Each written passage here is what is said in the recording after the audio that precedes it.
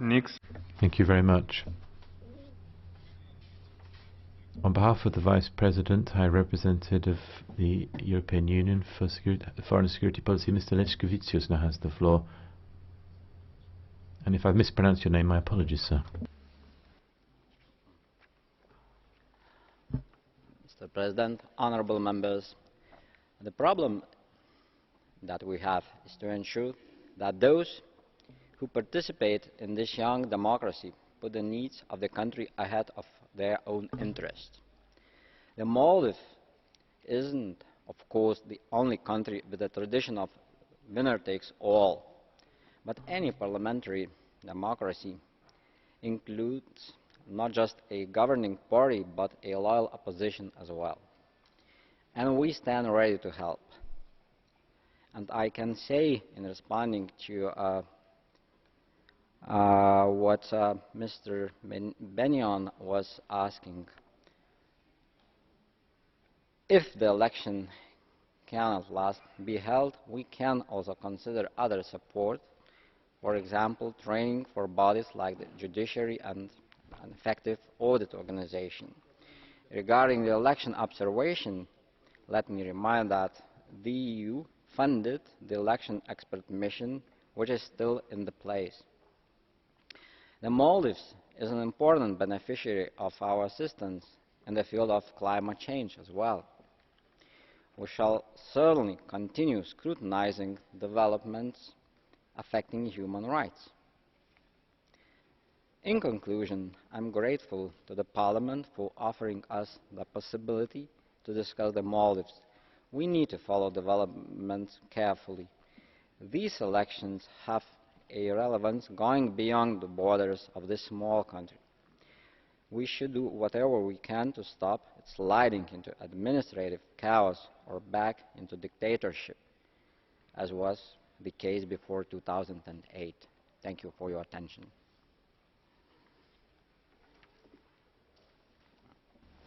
Herzlichen Dank. Thank you very much. The debate on that item is hereby closed, and the next agenda item are Council and Commission statements on the detention of Greenpeace activists in Russia. On behalf of the Council, Mr. Leškevičius now has the floor.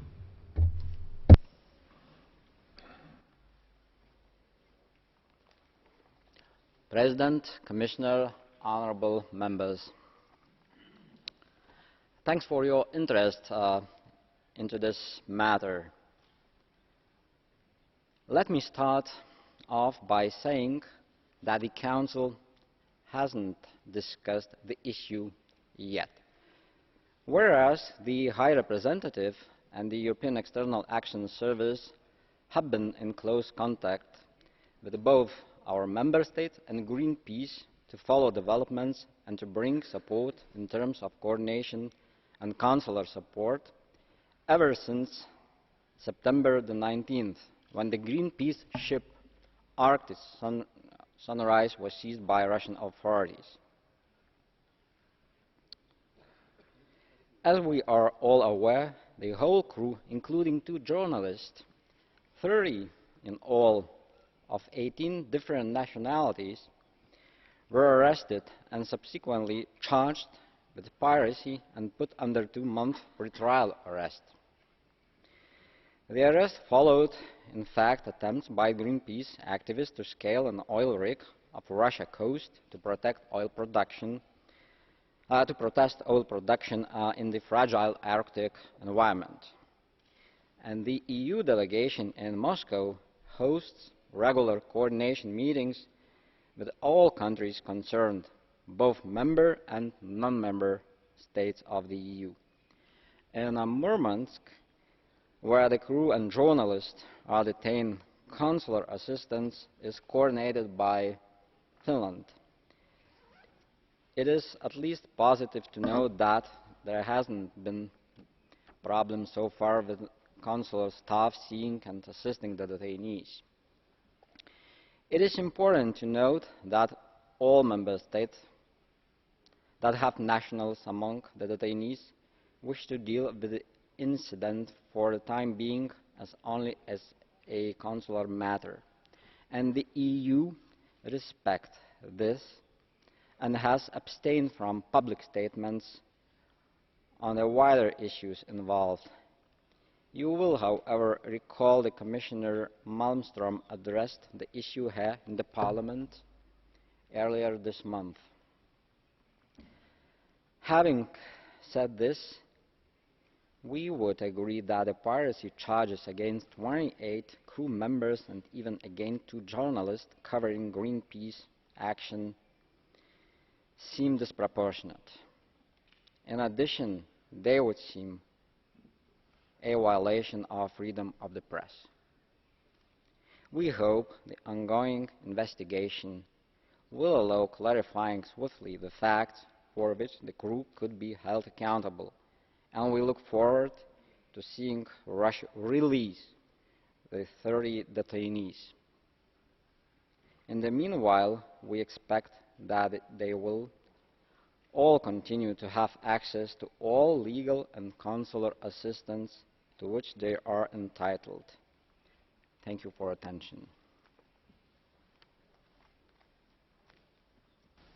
Herzlichen Dank an den Vertreter. Thank you very much to the Council representative, and now for the Commission, Commissioner Potočnik. Good afternoon, sir, and I give you the floor. Chairman, Mr. Leškevičius, honourable members of European Parliament, the arrest of the Greenpeace crew and the 2 journalists followed attempts by activists to scale an oil rig of Russia's Arctic coasts in an attempt to attract attention to the potential impact of economic activities on the fragile Arctic environment.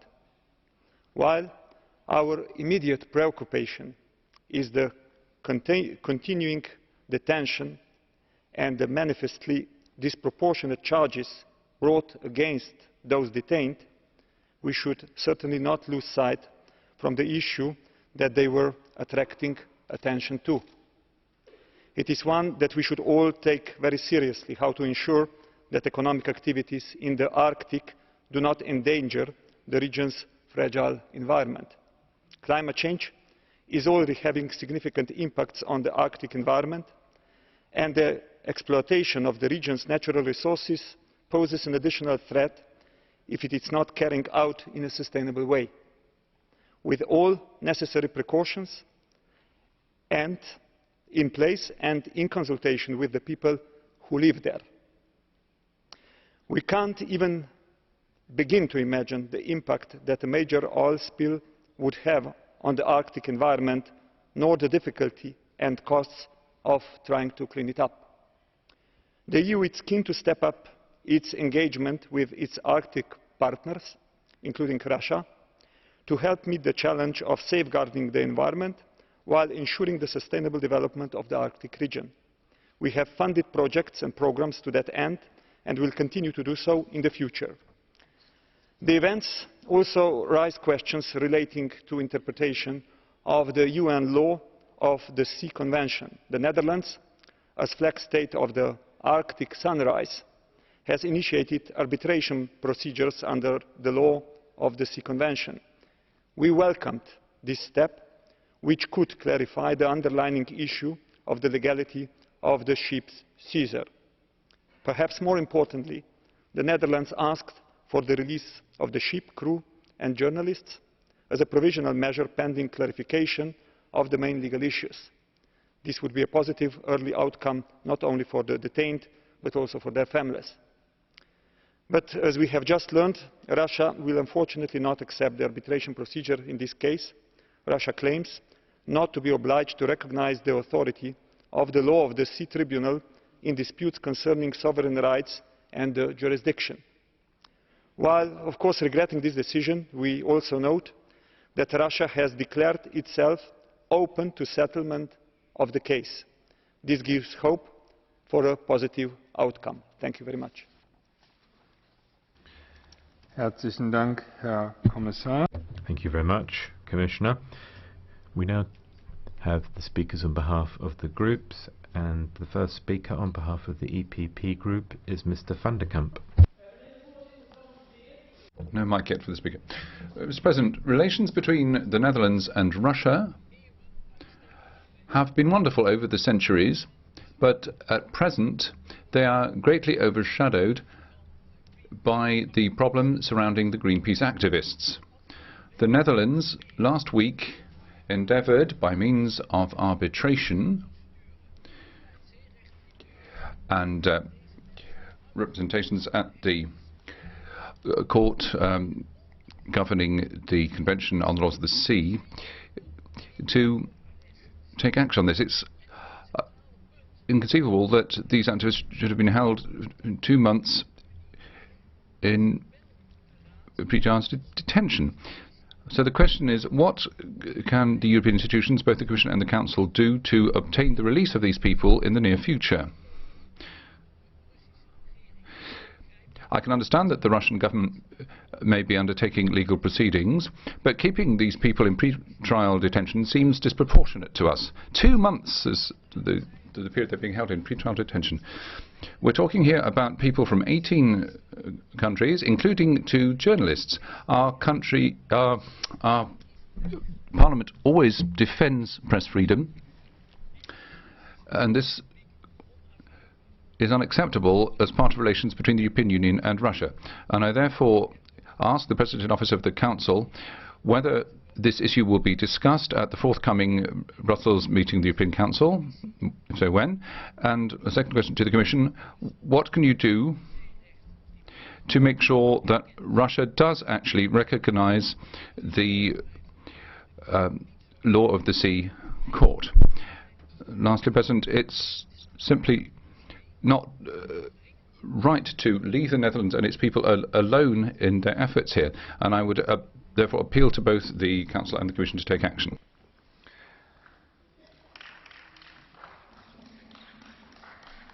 Herzlichen Dank. Thank you very much, Mr. van der Kamp. There is a blue card by Mr. Migalski. Would you accept the blue card, Mr. van der Kamp? All right. You have the floor, Mr. Migalski. Thank you very much. I'm very happy to welcome your statement. I admire the decision by the Dutch government, which is fighting so strongly for its citizens. Unfortunately, the Polish foreign minister said, and I quote, "The gentleman from Greenpeace should have known what they're daring." My question to you is this. Do you see any way how to convince the Polish government and the Commission and the Council so that they take such a strong stance as does your government? Thank you.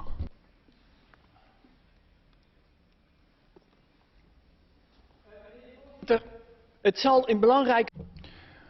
will depend to a great extent on what we are about to hear from the Council and the Commission by way of reply. Freedom of expression, freedom to take action to defend the environment, these are amongst the fundamental freedoms of the European Union. The idea that certain third countries are not happy with these is something I perfectly understand, but if they want good contact with the European Union, they have to accept the rules of the game as we play them. Herzlichen Dank, Herr van der Kamp. Thank you very much, Mr. van der Kamp. A second blue card has been held up, but the rules say that for each speaker, 1 blue card. I'm just reading here.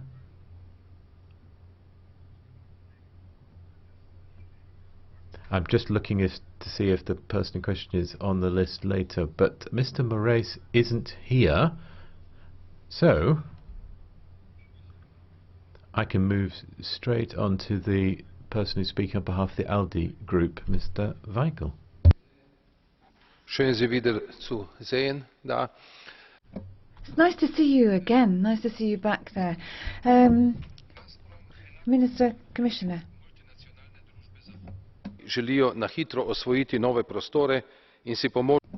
Now, there are issues at stake here with regard to natural resources, but this is a case where there is no mandate for what has been done, and we're very much afraid about the environmental damage to be done by exploration here for these resources. This is why the ALDE cannot just accept the Russians' arguments here.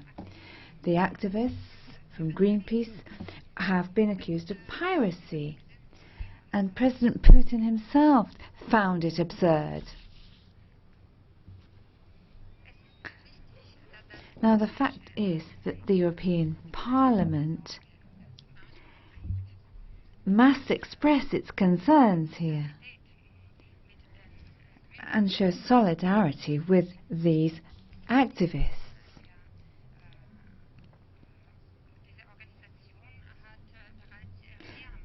Now,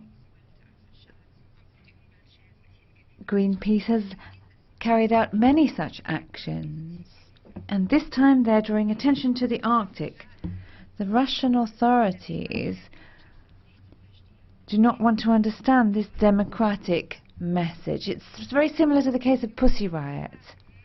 The authorities in Russia are arguing with repression, and this is the type of behavior we cannot accept. So as soon as possible, Russia must free these people who are in detention. Herzlichen Dank, Herr Kollege. Als nächste Rede. Thank you very much. Now, for 2 minutes, on behalf of Mrs. Harms. Thank you very much, Mr. President, representatives of Council and Commission. We've discussed such activities many times in this House, and we all know how extremely sensitive this last great paradise in the Northern Hemisphere is, environmentally speaking. But we know that a few years ago Russia planted its flag on the territory, and this last cold paradise is now in great danger because the raising of that flag has basically opened the question as to who all the raw materials of this region belong to, and who is going to start trying to get them out and when.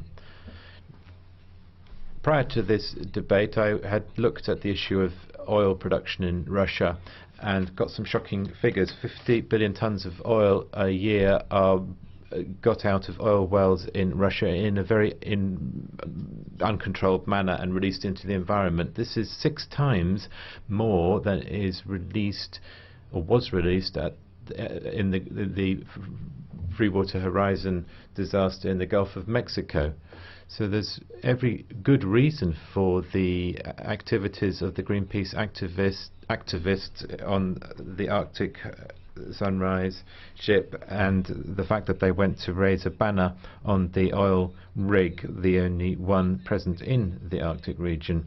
This peaceful action was not only supposed to be a signal to Russia but to the rest of the world as well, and in particular to Europeans, to bring to our attention the fact that we need to take responsibility for what is going on there. The reaction then with these charges of piracy, not only against the 28 Greenpeace activists, also against the 2 journalists that were on board, is completely out of all proportion. The European Council ought tomorrow and the day after to come to follow in the steps of the Dutch government and to make sure that we Europeans explain to the Russians what is acceptable and what we will not tolerate, both in terms of what is done to the environment and also in terms of what is done to freedom and human rights. Herzlichen Dank, Frau Kollegin. Thank you very much, Madam. Could I just remind you that it is one of my more unpleasant duties to try and bring people in line with their speaking allocation. Now, Mrs. Harms, will you take a blue card from Mrs. JAAKONSAARI? Of course. Frau JAAKONSAARI, Sie haben das Wort. Sie können ruhig warten. I totally agree with the idea that the piratism charge is totally out of any reasonable dimensions that young people are being detained. But Madam Harms, do you actually know what happens in the Arctic area? Do you know that Russia, Norway and the entire international community have managed through international agreements to harness much of the oil rigging activities? It might be the case that this only irritates Russia because Russia is one of the Arctic states and has the right to certain activities. So do you actually know what happens in there? Dank, Frau Kollegin. Bitte. Thank you very much. If you would answer, Mrs. Harms. I know what's going on, and I also know how it needs to go ahead. It's not only going wrong in Murmansk, but also in New York, because they're looking at further territorial claims which Russia has put into the UN, and these are huge issues that need to be decided. There's this constant expansion of the territory, therefore of the problem. Secondly, oil platforms and oil drilling in these waters, well, you can say it's possible, but I don't really think there has been technology hitherto which has been able to prevent the possibility of a major leak into the Arctic being stoppable. Thank you very much. The next speaker for 1.5 minutes on behalf of the ECR group is Mr. Migalski. President, thank you very much. Why don't we calm down a bit? Well, all of us who know Russia know that those activists have not been arrested on account of what they were doing there. It is a political step. We know that there is no independent judiciary in the Russian Federation. So we are dealing with a political decision here. And this political decision is a form of testing our reaction and our resolve. Some people have been unduly arrested based on some ridiculous trumped-up charges. What we are seeing is that Russia is testing the way we are going to react. We are now having in this room representatives of the Russian embassy. Welcome to the Parliament. And we have to demonstrate now how we can defend our citizens against such ludicrous charges. It is a test suggested or organized by Vladimir Putin. We should see if we can defend our citizens the way the government of the Netherlands is doing. So will we defend our citizens, or will we go into some kind of legalese or legal place? Did they have or did they not have the right to go there? Dziękuję. Herzlichen Dank, Herr Kollege. Thank you very much. The next speaker for 1 minute on behalf of the GUI group is Mr. Gustafsson. Dann hat Ihre Fraktion das falsch. Well, your group would appear to have put you down for the wrong amount. I've got 1 minute here. Sonst hätte ich Sie anders stehen. We have 3 minutes, 1.5 each. Tja.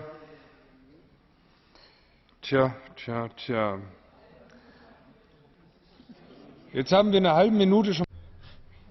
We've lost half a minute now. Just get on with it and we'll see how the clock goes. Okay, Politics begins and ends on the street, or as in this case, in international waters. Russia has imprisoned activists from an international environmental organization in international waters. That is a threat to democracy, a threat to the freedom of expression, and a threat to the right to demonstrate. On Monday, in this House, we discussed the upcoming COP meeting in Poland. Expectations of that meeting are virtually non-existent, perhaps because none of the international negotiations have really been abided by. That is why we need organisations like Greenpeace, which carry on acting, elucidating and fighting for a natural environment and the rights of future generations. The illegal imprisonment of Greenpeace activists has generated international outrage, and I think we ought to add our voices to the criticism far more clearly than we have done. It is incumbent on us to demand the immediate release of the Greenpeace activists. Thank you very much. Unglaublich, Herr Kollege. That's quite extraordinary, sir. And according to my documentation, it does say that you were allocated that minute, but that is as it is, and we now move on to the next speaker for 1.5 minutes, Mr. van der Stoep. Dank u wel, voorzitter. Thank you, President. In this instance, Russia and Greenpeace are both wrong. Russia has taken far too tough action and is holding activists in quite unacceptable circumstances. But at the same time, the Greenpeace activists knew precisely what they were doing when they started this action. The Netherlands is the flag country of the Greenpeace ship, which means that the Dutch government has also become a player in this case. So on top of dealings between Russia and the activists, we have to make the point that they are dealing with the activists unacceptably, but there are provisions of international law, and I think we should all turn to the International Court of Arbitration in The Hague. In the Netherlands, we very often have to deal with the arrogance of the Russian authorities. Russian diplomats refuse to pay traffic fines. They mistreat their children and then invoke their diplomatic immunity.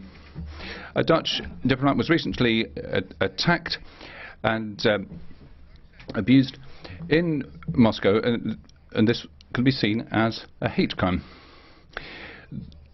Well, if the Russian authorities prefer to be on Facebook than actually governing the country properly, what are you doing here? Letting the Dutch authorities deal with their Russian counterparts. EU diplomacy is basically just endangering Greenpeace activists. Herzlichen Dank, Herr Kollege. Thank you very much. The next speaker has 2 minutes, Mr. Lisek.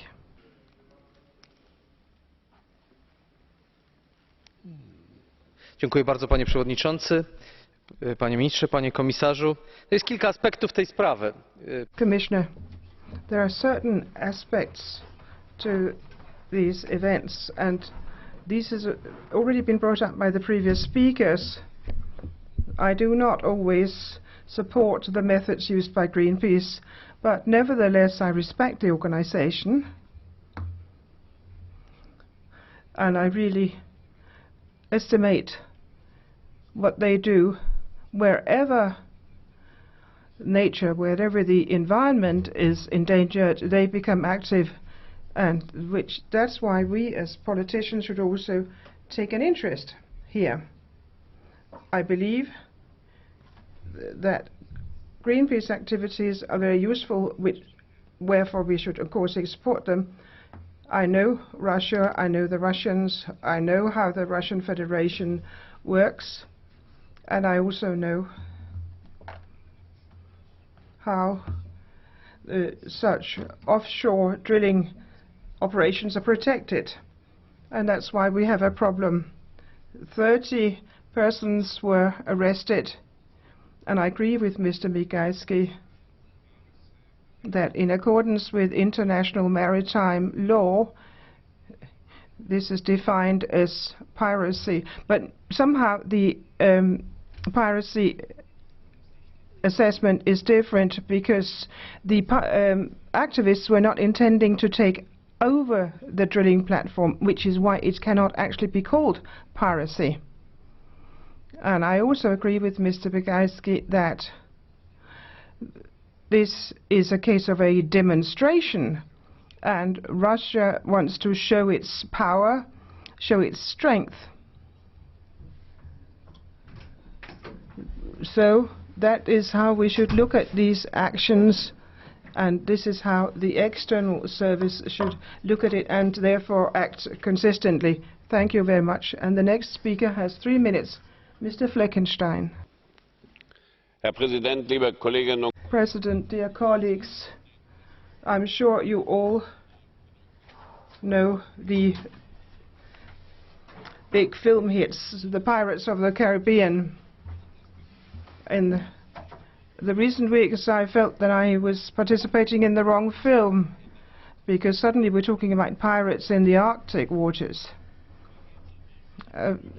Greenpeace is famous and also infamous for its very noticeable actions where they try and attract attention to environmental problems. But for Greenpeace activists, the national laws of the respective countries will also apply, and they have to, of course, accept that. But another thing is clear: this kind of protest is far from piracy, and if I'm not wrong, that is also in accordance with Russian law. Mr. Putin and others have said that this is clearly not a case of piracy. And the chairman of the Human Rights Commission in Moscow has said that in an interview on 11th October that the claims were ridiculous, and he called upon the public prosecution to drop the charges, and he said that this was actually harmful to the reputation of Russia. I hope that the authorities in Murmansk get to that view as well when they look at the present case, and I hope that this understanding will mean that these 30 international activists will very soon see the charge of international piracy dropped. I would have liked to have said more clearly by you that we can't just sit in a chair and watch. We know we have a very active representation in Moscow, together with the ambassadors of the Netherlands and the UK, so that there's a certain level of coordination. So there we are doing a great deal to ensure that these people can leave prison. So thank you very much for these activities, and I would have liked you to express this yourself. Let me take this opportunity also to say that we should all be very cautious. The Dutch authorities, as we have heard, as a flag state, has introduced a case for in the maritime court in my home city of Hamburg, and we should be very cautious when we await the reaction of Russia. But I don't think there should be any reason why one should cancel negotiations with Russian partners, as some people have suggested. On the contrary, I think we should make sure that we have a strong reaction to these charges, and therefore I will make every effort next week, together with my delegation colleagues, to make sure that we have also a talk with the lawyers representing the Greenpeace activists. Thank you very much. The next speaker has 1 minute, Mr. Jadot. Monsieur le Président, President, representative of the Presidency, Commissioner, for 30 years now, the Arctic has been losing 15% of its surface, 40% of its thickness because of the effects of greenhouse gas emissions. And unfortunately, it is the climate that is paying the price. The people who are out there drilling are able to get further afield in the Arctic to exploit greater surface areas because of the diminishing ice caps. And we shouldn't be regarding it as a playground for the big oil companies. We can't continue to look at the Arctic in this way. And I call on the representative of the Presidency to recognise that Gazprom is not the 29th member state of the EU. I'm sure you're following the situation, but we would like the EU to be speaking with a much stronger voice on this issue. We must save the Arctic, we must save the climate.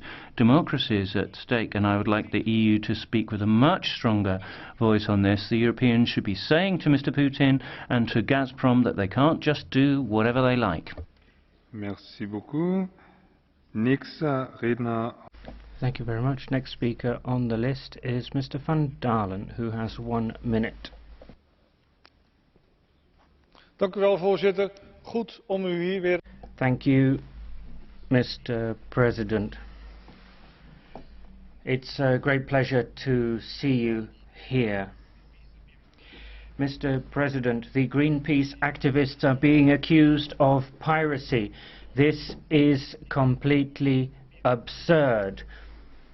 You only need to look at what's happening in the Indian Ocean to understand what piracy is. What happened in Russia is nothing like that, and the charges are ridiculous. I hope that the Hague Tribunal will restore order and the rule of law. It is unacceptable that Putin and his puppets can get away with this.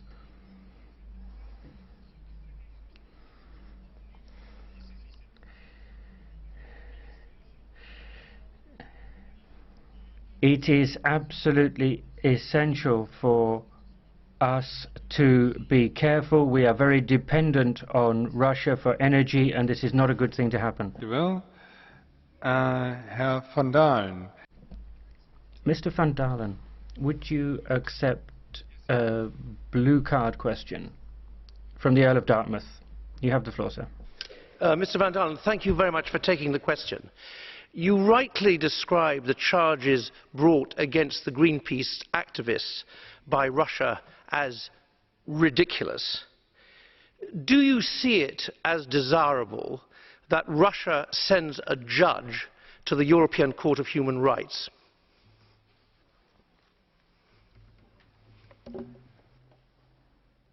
Voorzitter, ik vind het allerbelangrijkste. Mr. President, what's most important here is for Council and Commission to act in concert to release the Greenpeace activists. That's our priority. And then, on the diplomatic front, we could consider other possibilities like the one you hinted at. But that's for later on. At the moment, the activists need to be released, and Europe needs to become a little less dependent on Russia. What you said is secondary for the moment, but it can come later. In der Rednerliste. Thank you.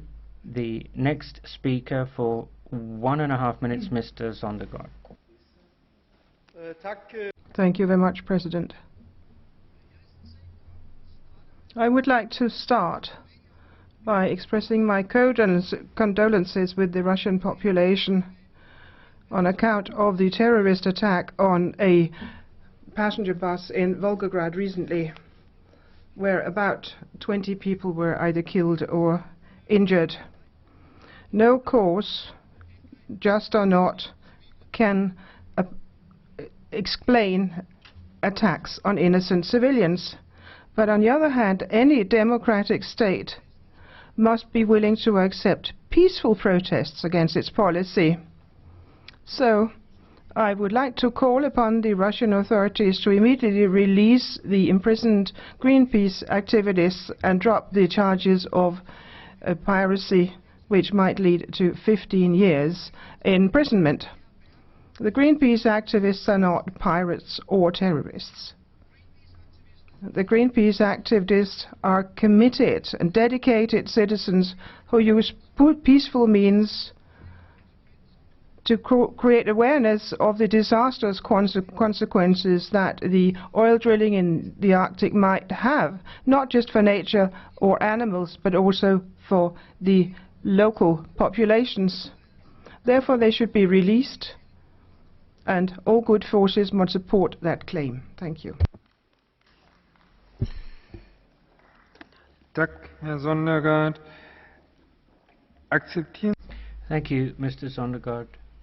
Blue card from Mr. Van Dalen for you. Would you accept that? 30 Sekunden ist die Rede. 30 seconds, please. Voorzitter, ik heb goed geluisterd naar de heer Søndergaard. I have been listening to Mr. Søndergaard. I would like to call upon the Russians to release these people, which is something I agree with, both because this could be just a claim or statement, but Mr. Putin wouldn't care the least bit. What do we want the Council and the Commission to do in order to put pressure on the authorities? Because just calling for this would just lead to laughter in the Kremlin. Vielen Dank. Herr Sondergaard, bitte.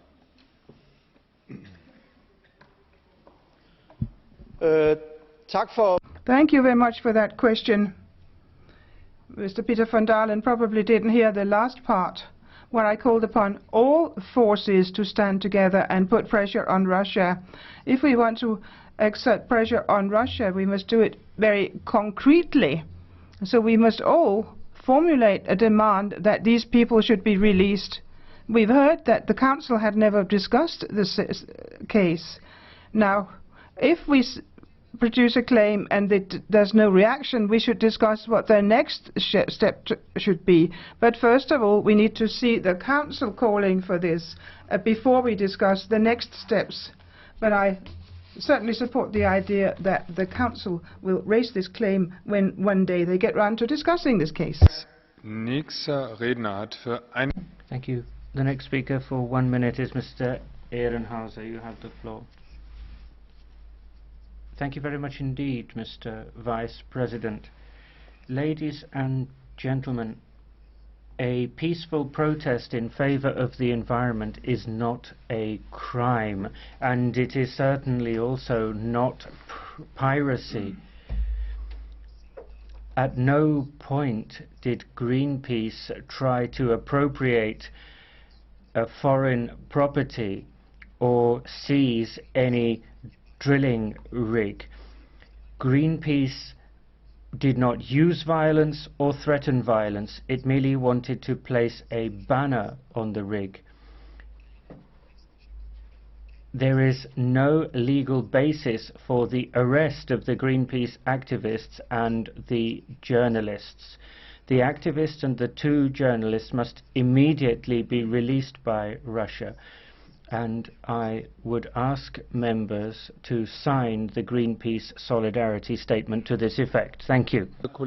Thank you very much, Mr. EHRENHAUSER. And now I face a dilemma. There are 2 blue cards, Mr. EHRENHAUSER, for you, one from Mr. Berman, one from Ms. Rivasi. Now, you're from the same group. Ladies first, maybe, Mr. Berman. What do you think? Oh, go on. It's true you were first, but do you want to speak, Mr. Berman, or would you like to let Ms. Rivasi have the opportunity? Too bad, Madame Rivasi. I think you might have to take him aside after the plenary sitting. Mr. Berman, you have 30 seconds, and don't forget this is a question. I have difficulty expressing my joy and my emotion to see you back amidst us. I am so happy that you are at your seat where you belong. That's one thing. The second thing, as Peter van Dalen has rightly expressed himself as well. The second thing, just now the news comes that the Russian authorities have dropped the charge of piracy and changed it into hooliganism, on which a 7-year sentence is foreseen.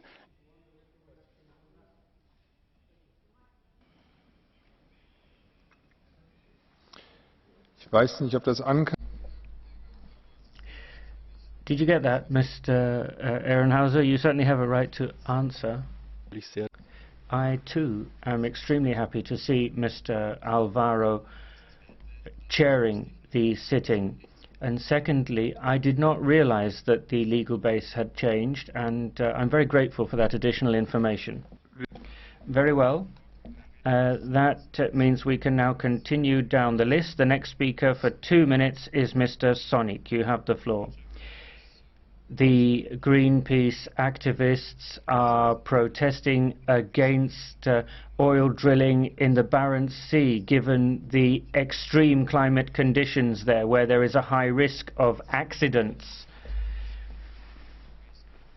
The action of Greenpeace's activists should lead the European Union to work towards an international, multilateral approach to the Arctic, with international monitoring of the exploitation of the deposits, mineral deposits there. The Russian authorities should certainly drop the piracy charges, because these are not like the Somali pirates in the Indian Ocean. The Greenpeace activists were working for the public good, and the 1998 protocol regarding action on the continental shelf has not been used here.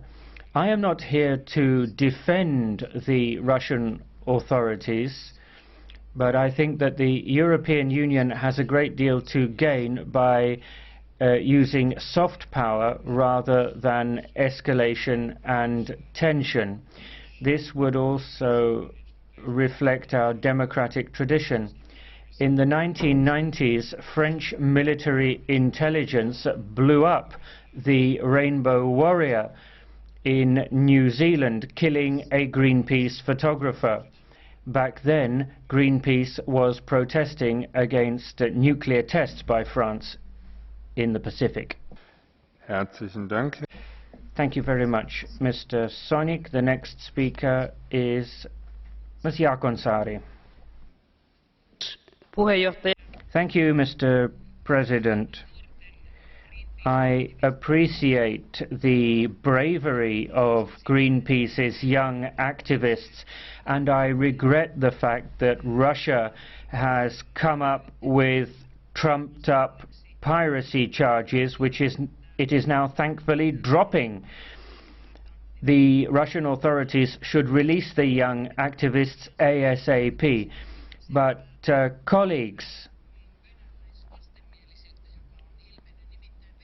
a certain degree of Russia bashing has burgeoned here. But in the Arctic Council, Russia has been constructive, and a great deal has been achieved through diplomacy. For example, the oil protection agreement under the Arctic Council is a good example of what can be achieved through international diplomacy. And there has not been the conflict in the Arctic that was predicted in the wake of the rush for oil and gas. In some respects, Arctic policy can be seen as an example of how policy should be pursued, with Norway and Russia reaching significant agreements. The European Union, I'm afraid, still does not have an Arctic strategy worth the name, and I regret that. Herzlichen Dank. Thank you very much, Ms. JAAKONSAARI. Would you mind fielding a blue card question from Mr. Posselt? Akzeptieren Sie eine... A blue card from Mr. Posselt, Ms. JAAKONSAARI, would you mind? Frau JAAKONSAARI? Ms. JAAKONSAARI, could you just give me a wave if you accept the blue card from Mr. Posselt? Gut, nachdem also einer gewunken... Right, there we go. Now we know. Mr. Posselt, fire away. Frau JAAKONSAARI. Thank you very much, Mr. President. Ms. JAAKONSAARI, how on earth can you imagine Russia bashing here? We're talking about a a regime that tramples on human rights. We're talking about a regime with a state within a state like Gazprom. Anyone who criticizes all of that is standing up for human rights, standing up for the Russian people. You can't talk about us as Russia bashers. The regime is not the people. Ms. JAAKONSAARI, to respond. Absolutely, Mr. Posselt, but you know how it is when you're bringing up children. Russia has behaved well on the Arctic. It has been constructive. It has helped reach agreements. And I think we should praise it for that. I think it's fair enough to criticize Russia, but we must also recognize what it has done for the good of the Arctic. Herzlichen Dank. Thank you very much indeed. And now the next speaker for 1 minute is Mr. Griffin. Yeah. 1.5. Is that wrong? Nein, 1 Minute 30. 1.5 minutes. 1.5. Excuse me if I slipped my mind. Mr. President, all this fuss over the activities of an unelected pressure group, which was warned in advance not to invade the waters of a sovereign nation and break legitimate laws. No Russian citizen has ever voted for Greenpeace. They have no democratic mandate whatsoever. So imagine how much bigger the fuss would be if Russia launched a totally illegal assault on a legitimately elected political party. Imagine if the Russian government were to use the excuse of waves of lies from a controlled mass media to arrest the leaders of the opposition. Imagine if President Putin were to tear up the constitutional rights of democratically elected parliamentarians and spit in the face of a growing body of opinion of up to 20% of voters. We'd never hear the end of it, and rightly so. But when these things happen in Greece, you hypocrites either say nothing or actively applaud the repression. No one ever voted for Greenpeace, but 500,000 Greek voters have been disenfranchised by the attempted murder of Golden Dawn at the behest of EU bureaucrats, German bankers and Zionist gangsters. This looters' coup against the Greek people by the puppets of the privatisation criminals is 1,000 times more important than this artificial hysteria on behalf of an unrepresentative group of watermelon green cranks. You don't know the truth, do you? You really should stop lecturing Russia about a speck of dust in her eye when you have a large, splintered beam in your own. Thank you. Herzlichen Dank, Herr Kollege. Do you accept a blue card from Mr. Berman? He does, please. From asking him this question after I've heard him speaking about Zionist gangsters. I don't speak with anti-Semites. Das ging schnell. Herzlichen Dank. That was quick. The next speaker for 1 minute is Mr. Liberadzki. Dziękuję bardzo. Thank you very much indeed, Mr. President. The first impressions we have, everyone did their own thing. Russia and Gazprom, exploration in the Arctic, Greenpeace did their thing, didn't particularly ask for permission, didn't particularly read the detail of the law. Greenpeace were first accused of piracy, then breach of international law, then hooliganism. They're in jail and face trial.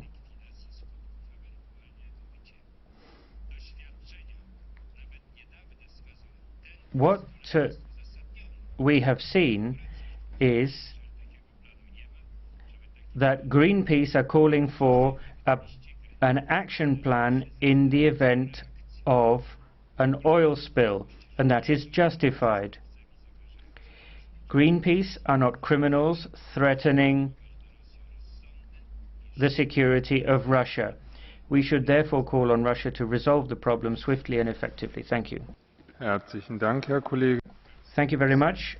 And the next speaker for 1.5 minutes is Mr. Zala.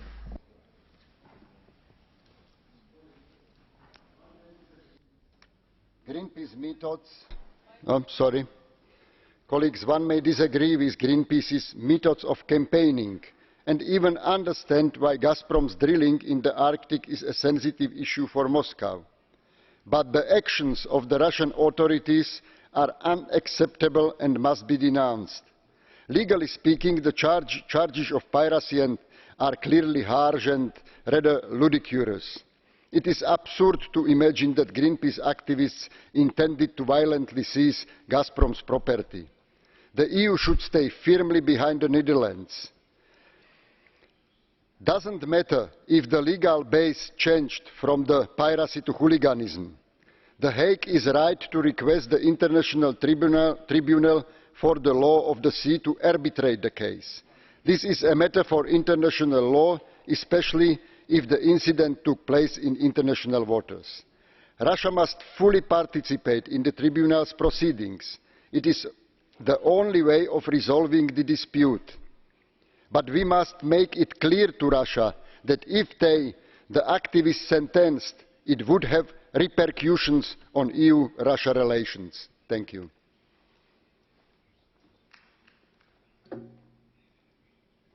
Herzlichen Dank, Herr. Thank you very much. And now the next speaker for 1 minute is Mr. Jørgensen. Thank you, President.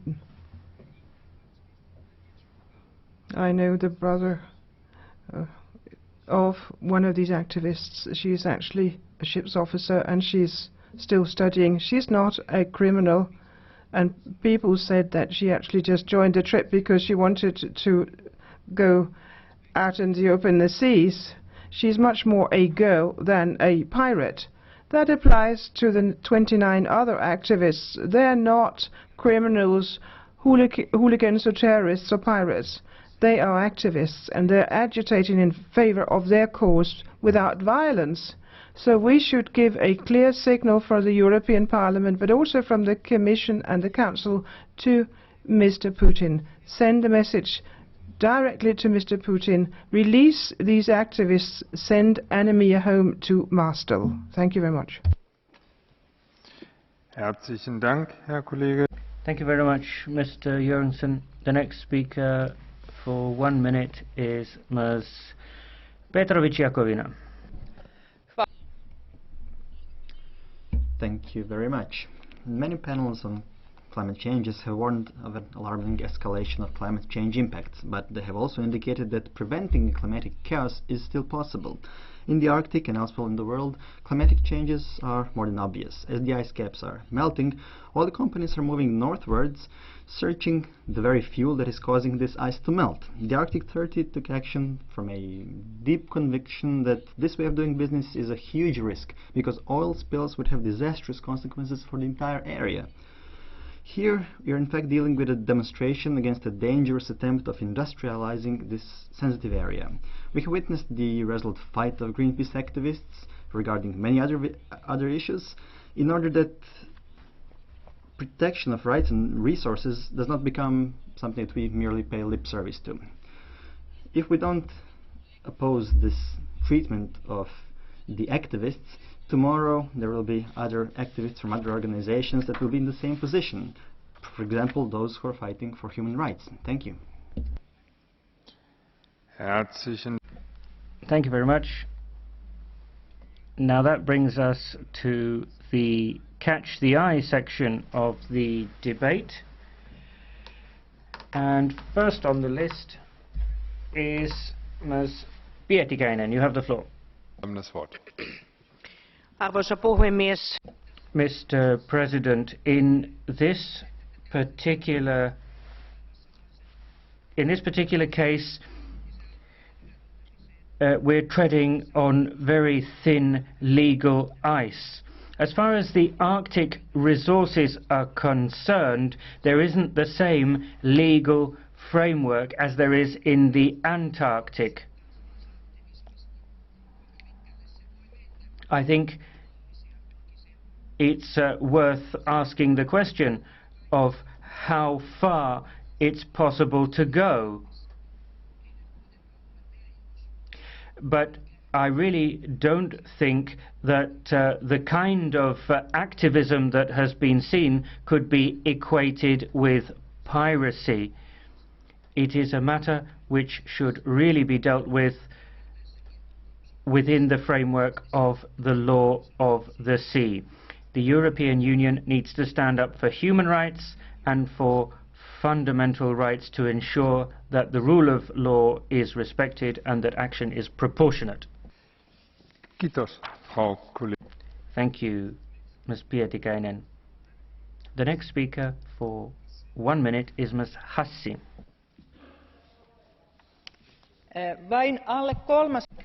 Thank you, Mr. President. Just a third of known fossil fuel resources can be burnt if climate change is to be held in check for society to continue in a sustainable way. That's what the International Energy Agency says, that's what the IPCC says. Therefore, what the activists in the Arctic are doing in protesting against oil drilling is to protect us and our children. Russia itself regards as illegal boarding a vessel in international waters. However, a piracy charge is also out of all proportion. This was not an act of vandalism. The government of the European Union should support the government of the Netherlands to the effect that this matter be dealt with within the framework of the rule of law and human rights. Herzlichen Dank. Thank you very much, Ms. Hassi. The next speaker for 1 minute is Mrs. Bearder. Thank you. Just a few months ago, I was aboard the Green ship, the Arctic Sunrise, when it came to Hastings in my region, and I met many of the crew. So it came as a shock to find that 30 activists aboard that ship had been detained by the Russian authorities, including a constituent of mine, Philip Ball. Thankfully, the news is that the piracy charges have been dropped, but these have to still be confirmed, of course. All they had been doing is peacefully protesting and highlighting the risks and dangers inherent in oil extraction in the Arctic regions.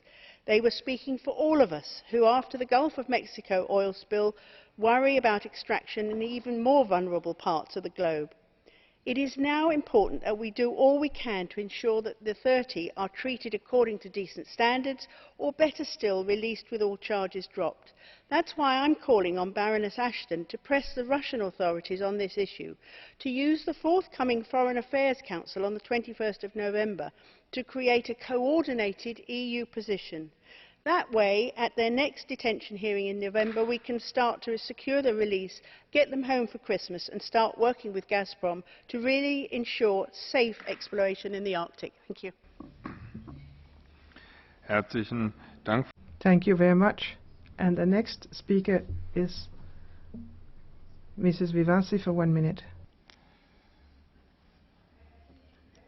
President. Thank you, President. I used to be the director of Greenpeace France, and I'd like to thank Greenpeace. What they've done is show how dangerous oil rigs in the Arctic are. It's a risky activity, and if there are any accidents, it's virtually impossible to get the oil out from under the ice anyway. And there are other problems too. How can we help the activists get released? And here I would like to call on the President of the Parliament, the President of the Commission. I'd like to call on all the apparatus of European diplomacy to bring our political will to bear on the Russian authorities.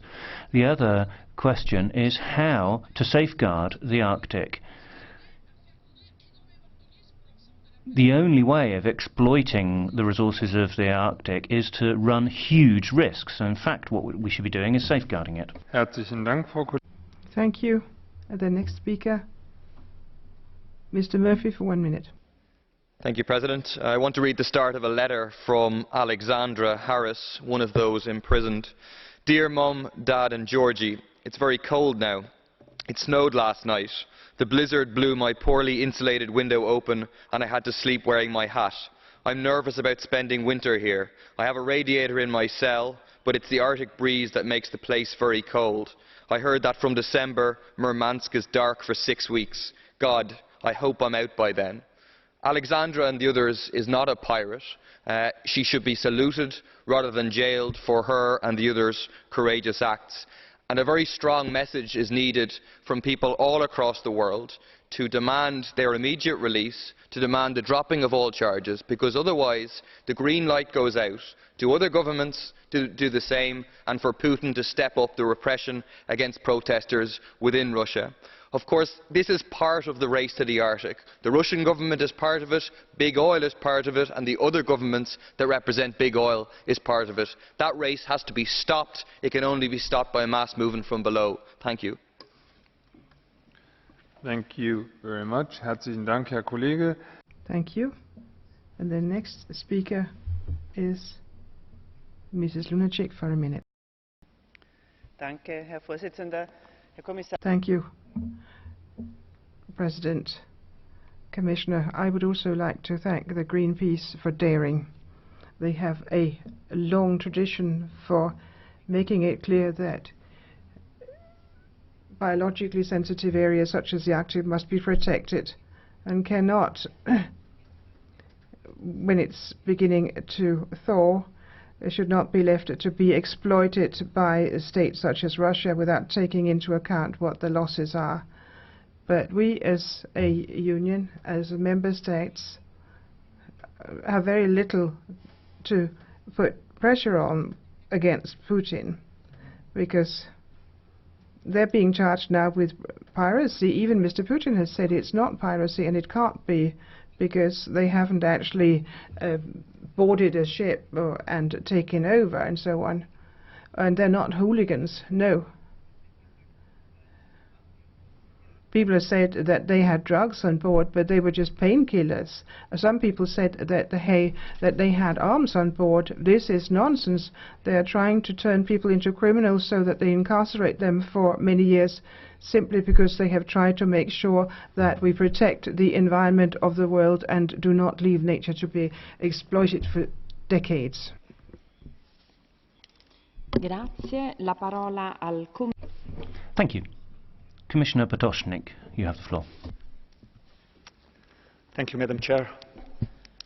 Commission understands and appreciates concerns expressed by honourable members. Of course, our immediate reaction and concern is on the fate of the crew and also of the journalists, which will need an early solution. It is also important that legal aspects of the incidents in relation to the law of the sea are clarified. That is why I have said in my introductory speech that we welcome the Netherlands' decision as flag state to seek arbitration, and regret that our Russian partners have chosen not to cooperate in arbitration procedure. We hope that openness to settlement which Russia has expressed will lead to a quick solution of the problem, and would rather not speculate on the potential next steps. Of course, it depends on how the situation evolves, and the Commission hopes that the matter will be resolved quickly and also proportionally. The general concerns expressed here about freedoms and rule of law in Russia have been met with determination and consistency by the European Union at all the levels, as already debated in this chamber during the last session with my colleague Madam Malmström. From the outset, the European Union has made clear that Russia should respect its international commitments and strive for a system based on rule of law, respect for human rights and for democracy. On our longer-term concerns, which also some of you rightly call for, I think we should absolutely not overhear the reason which the Greenpeace message wanted to send, not to Russia, to all of us. It was the message which was connected, of course, with the protection of the Arctic environment. And I would like to say that we are very much aware in the Commission, and we are in the forefront of global efforts to tackle environmental pressures on the Arctic, such as the climate change and contaminants. For instance, implementation of the new Minamata Convention on Mercury, which I have just 14 days ago co-signed with environmental minister from Lithuania, it's very important and tangible benefit for the people in the Arctic region. We maybe don't see that as the first sight, but the world today is really global and interconnected. European Union is providing €20 million a year also for the funding of Arctic research. Much of that goes to environment and climate issues. DG Environment is funding a pilot project to establish Arctic NGO Forum to provide a platform for NGOs engaged on Arctic environmental issues, where Greenpeace is a participant. The EU is actively participating in several Arctic Council working groups and projects to address environmental problems and promote sustainability in Arctic. It is also a participant in the Climate and Clear Air Coalition, which is addressing the issue of black carbon and other short-lived climate forces affecting the Arctic. Finally, just to mention also the 7th Environmental Action Programme, which we will be discussing later on today, includes a commitment that the EU will give greater emphasis to the Arctic region, recognises the need for intensified cooperation and also increased Union involvement to address new and shared environmental challenges here. So I do understand that this debate today is really important from both, from the immediate concern but also from a longer term aspect. Thank you.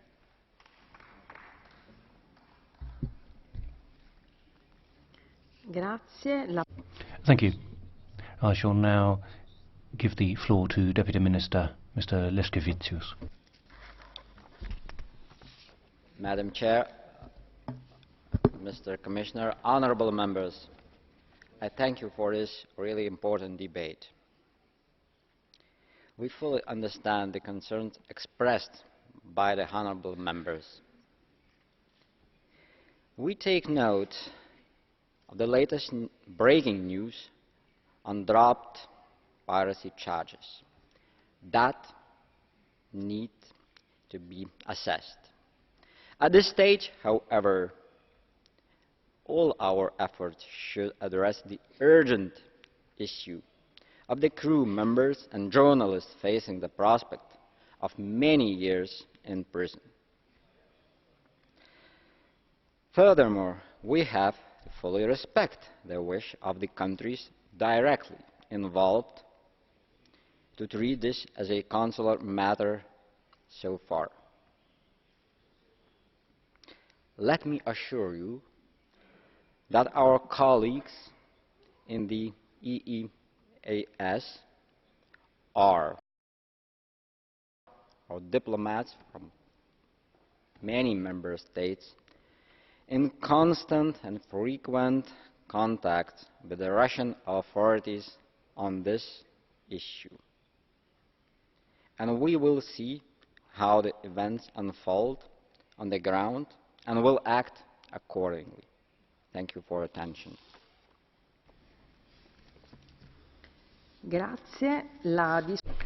Thank you. That debate is now closed. And the next item on our agenda is the Ulmer report on dangers arising from exposure to ionizing radiation.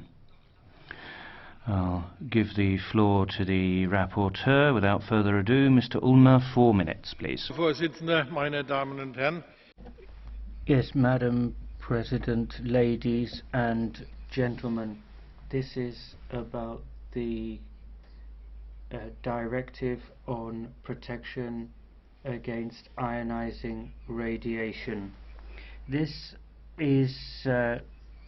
sounds complicated, but the idea is to come up with a new consolidated directive which takes into account contemporary scientific knowledge. The structures have existed for a while. There are certain inconsistencies, and the idea is to iron those out. protecting workers and the population needs to be brought up to date, and that is what is being done here.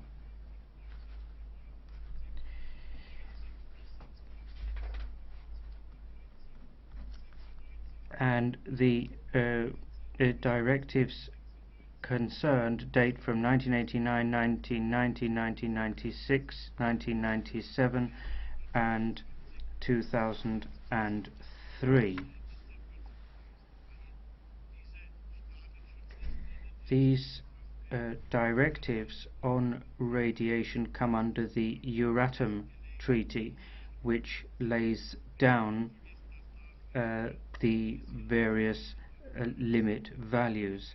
Ionizing radiation in Europe is an issue in nuclear electricity generation, in medicine, both diagnosis and therapy, in material testing, and so on. This is an extremely sensitive issue, and it's important that scientific knowledge be transposed into legislation without interference from emotion.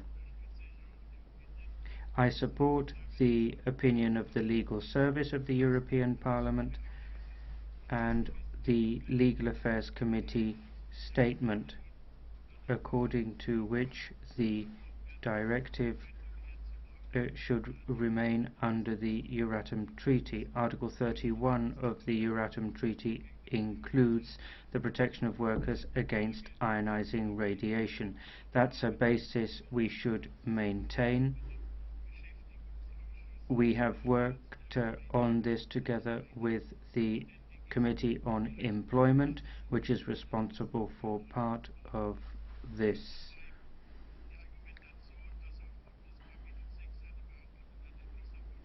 The idea that treatment of this, or the idea that dealing with this under the Treaty of Lisbon is required, is in my view not relevant, and Chapter